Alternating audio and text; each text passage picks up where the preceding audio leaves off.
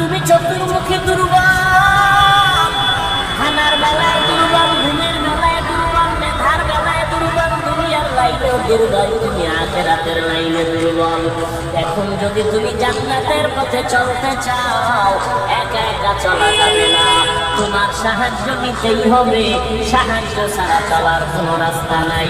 তুমি কোরআন পড়তে জানো না, নবীর সুন্নাত পড়তে বুঝো না, এখন যারা সুন্নাত জানে, কোরআন জানে, তাদের কাছে যেতেই হবে। ওলামায়ে আহলে হকের পরামর্শ ছাড়া চলার উপায় নাই, সাহায্য ছাড়া চলা যাবে না। সাহায্য তুমি কার থেকে নিবারে বাবা? এমন একজন থেকে সাহায্য নেও যার মধ্যে কোনো অভাব নাই, যার পেছনে কোনো স্বার্থ নাই। দুনিয়াতে নজর করে দেখলাম স্বার্থ ছাড়া কোনো মানুষ দুনিয়াতে নাই। আছে? অভাব ছাড়া কোনো মানুষ নাই, বরং টাকা যার যত বেশি তার অভাব তত বড়। যারা যত বড় লোক তার অভাব তত বড়। অভাব গরিবের 100 টাকায় সমাধান হয়, বড় লোকের 1,00,000 টাকায় অভাব সমাধান হয় না। এই স্বার্থ ছাড়া, অভাব ছাড়া একজন পাইবা, তিনি আর কেউ নয়, আমার আল্লাহ। ইয়া আইয়ুহান নাস আনতুমুল ফুকারাউ ইলাল্লাহ ওয়াল্লাহু হুয়াল গনিয়্যুল হামিদ।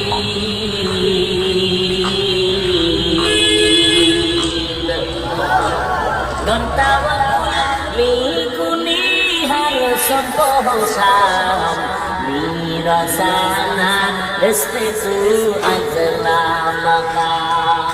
বাহাদুরি করিও না রে বাবা, অন্যের সাহায্য ছাড়া চলা যাবে না।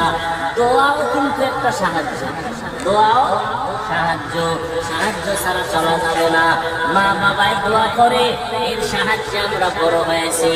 মা বাবার ক্লান্ত পরিশ্রমের কারণে আমরা বড় হয়েছি, মা বাবার সহযোগিতায় বড় হয়েছি। কিন্তু স্বার্থ ছাড়া জমিনের মধ্যে কোনো মানুষ নাই, অভাব ছাড়া কেউ নাই। যার কোনো অভাব নাই তিনি হলেন আমার আল্লাহ, যার কোনো স্বার্থ নাই তিনি আমার আল্লাহ।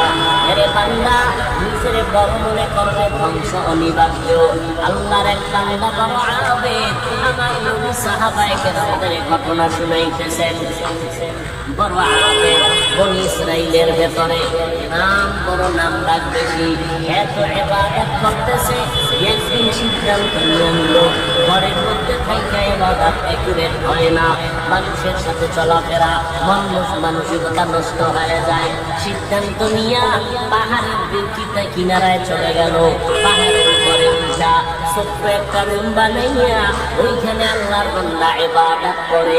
পাহাড়ের চূড়ায় সাধারণ মানুষ সেখানে যায় না, মন মানসিকতা নষ্ট হয় না। আল্লাহর বান্দা পাহাড়ের চূড়ায় গিয়ে ইবাদত করে। ঘরের ভেতরে মা বড় একা, আম্মাজান ঘরের মধ্যে বসে মোটামুটি জীবন যাপন করে। সন্তান আসে না, ইবাদতের মজা পাইয়া পাহাড়ের চূড়ায় উঠে ওখানে ইবাদত করে। একদিন মা মনে মনে ভাবলেন, আমার সন্তান আমার কাছে না আসলে তো আমি ও থাকতে পারে, আমি মা তো থাকতে পারি না। কারণ আমি মা, সন্তানের আমি গর্ভ ধারণ করে কত কষ্ট করেছি।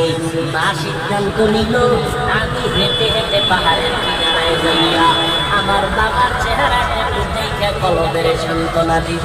আম্মা জান ঘুমের থেকে উঠা সকালবেলা সূর্যের গরম যখন শুরু, হেঁটে হেঁটে পাহাড়ের কিনারায় চলে গেলেন।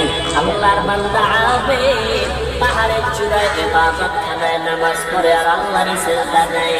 আম্মা জান পাহাড়ের কিনারায় যাইয়া সূর্যের আলোতে উপরে তাকাইতে কষ্ট হয়, হাতটাকে কপালের সামনে নিয়ে ছায়া দিয়া উপরে হালকা ভাবে তাকাইয়া এরপরে ডাক দিলেন, এই সন্তান, আমি তোর মা পাহাড়ের কিনারায় আছি, একটু দেখা দাও।